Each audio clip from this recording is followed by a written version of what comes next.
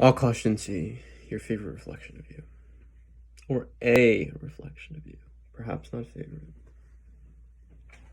I just made some French toast.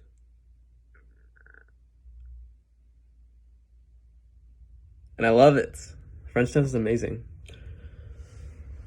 It's nice and sweet, very airy and fluffy.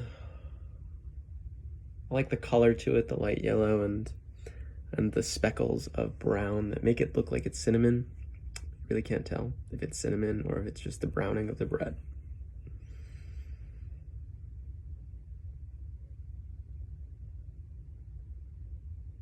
Today's been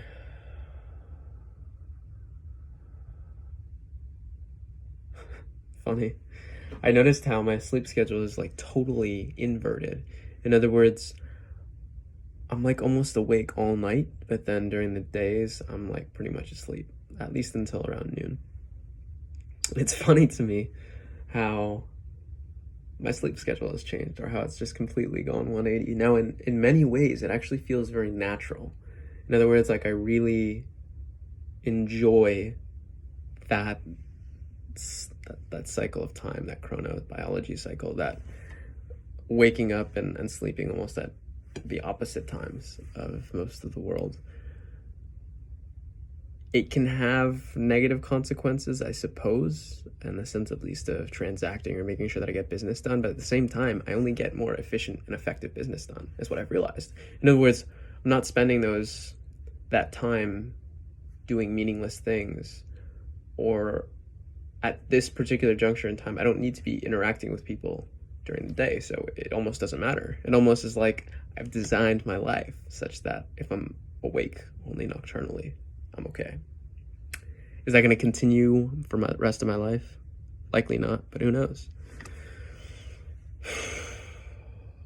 And I like that, because that feels a lot more like me in some senses. Many times growing up, actually, our family in general, we would be up super late.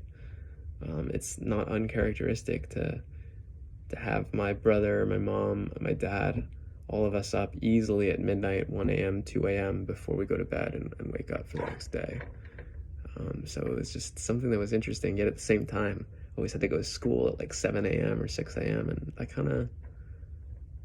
that wears on you. College was nice in that sense because I didn't really need to worry about time as much. I was able to build it as I wanted to, yet at the same time, there's definitely some constraints on it. But now, there's almost none. There's been like none. And I've been living like this for a pretty good amount of time. I like it. And it's chaotic. And I thrive in it. Anyways, that's enough of that.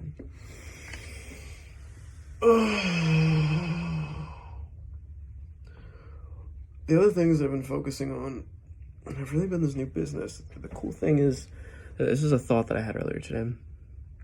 It almost feels like, as I am in the present moment right now, I stand looking forward in time and simultaneously looking backward in time. Almost as if like my back was also a front and my front was also a back. Almost like there's two people, one facing forward, one facing back, and the present is almost the two of them meeting.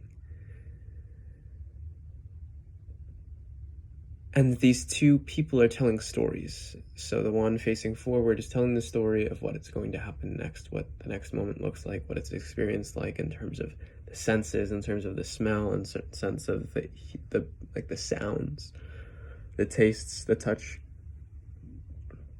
And similarly, for the one facing backwards. In other words, these two people are having a storytelling contest, is what I'd say. But part of the contest is that they both have to be telling a story simultaneously. In other words, two stories are being told at the same time, and the listener only gets glimpses of both the story moving forward and both the story going backward. And so what's interesting is that the listener, the one experiencing the present, gets an intermingling of the two stories, and obviously is able to follow the forward one, it's able to follow the backward one, but that one in the middle is kind of intermingled of the two of them. And that's where they create their own meaning. In other words, they create the meaning of the present moment based on what's the story of the future and what's the story of the past being said at the same time.